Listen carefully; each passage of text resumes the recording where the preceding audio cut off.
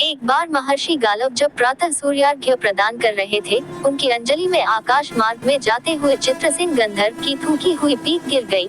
मुनि को इससे बड़ा क्रोध आया। वे उन्हें शाप देना ही चाहते थे कि उन्हें अपने तपोनाश का ध्यान आ गया और वे रुक गए। उन्होंने जाकर भगवान श्री कृष्ण से फरियाद की, श्याम सुंदर तो ब्रह्मण्य देव ठहरे ही, झट प्रतिज्ञा कर ली 24 घंटे के भीतर चित्रसेन का वध कर देने की। ऋषि को पूर्ण संतुष्ट करने के लिए उन्होंने माता देवकी तथा महर्षि के चरणों की शपथ ले ली। गालव जी अभी लौटे ही थे कि देवर्षि नारद वीणा झनकारते पहुंच गए। भगवान ने उनका स्वागत आतिथ्य किया। शांत होने पर नारद जी ने कहा, प्रभु आप तो परमानंद कंद कहे जाते हैं, आपके दर्शन से लोग विषाद मुक्त हो जाते हैं, पर पता नहीं क्यों आज आपके मुख कमल पर विषाद की रेखा दिख रही है। इस पर श्याम सुंदर ने गालव जी के सारे प्रसंग को सुनाकर अपनी प्रतिज्ञा सुनाई। अब नारद जी को कैसा चैन आनंद आ गया। झटपट चले और पहुंचे चित्रसेन के पास। चित्रसेन भी उनके चरणों में गिर अपनी कुंडली आदि लाकर ग्रह दशा पूछने लगे। नारद जी ने कहा, अरे तुम अब ये सब क्या पूछ रहे हो? तुम्हारा अंतकाल निकट आ पहुंचा है। अपना कल्याण चाहते हो तो बस कुछ दान पुण्य कर लो। 24 घंटों में श्री कृष्ण ने तुम्हें मार डालने की प्रतिज्ञा कर ली है। अब तो बेचारा गंधर्व घबराया। वह इधर उधर दौड़ने लगा। वह ब्रह्मधाम, शिवपुरी, इंद्रयम, वरुण सभी के लोगों में दौड़ता फिरा, पर किसी ने उसे अपने यहाँ ठहरने तक नहीं दिया। श्री कृष्ण से शत्रुता कौन उधार ले? अब बेचारा गंधर्वराज अपनी रोती पीटती स्त्रियों के साथ नारद जी की ही शरण में आया। नारद जी दयालु तो ठहरे ही, बोले, अच्छा यमुना तट पर चलो। वहां जाकर एक स्थान को दिखाकर कहा, आज आधी रात को यहाँ एक स्त्री आएगी। उस समय तुम ऊंचे स्वर में विलाप करते रहना। वह स्त्री तुम्हें बचा लेगी, पर ध्यान रखना, जब तक वह तुम्हारे कष्ट दूर कर देने की प्रतिज्ञा न कर ले, तब तक तुम अपने कष्ट का कारण भूलकर भी मत बताना।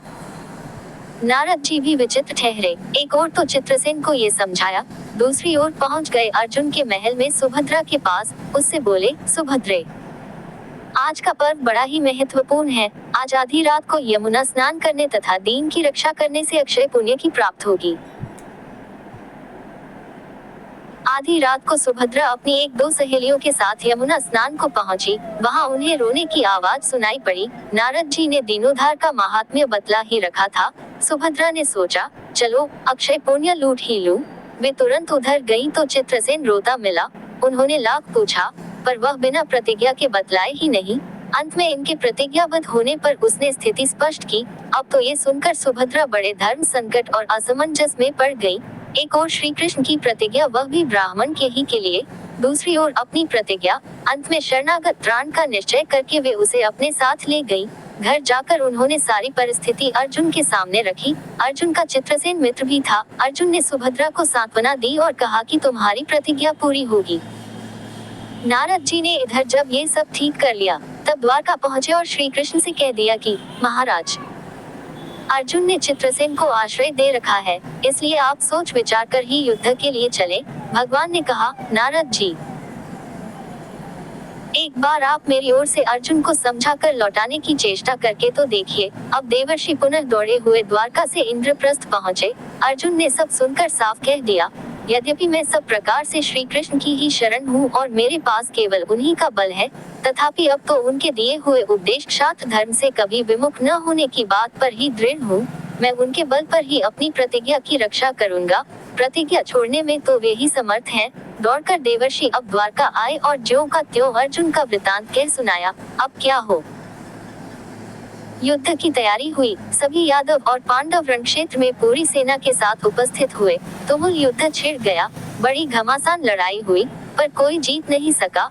अंत में श्री कृष्ण ने सुदर्शन चक्र छोड़ा, अर्जुन ने पाशुपतास्त्र छोड़ दिया। प्रलय के लक्षण देखकर अर्जुन ने भगवान शंकर को स्मरण किया।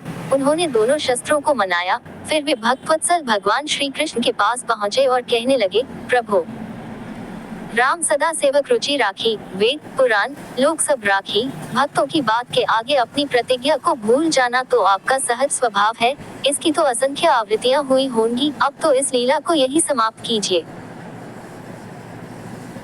बाण समाप्त हो गए। प्रभु युद्ध से विरत हो गए। अर्जुन को गले लगाकर उन्होंने युद्धश्रम से मुक्त किया। चित्रसेन को अभय किया। सब लोग धन्य धन्य कह उठे, पर गालव को ये बात अच्छी नहीं लगी। उन्होंने कहा, ये तो अच्छा मजाक रहा।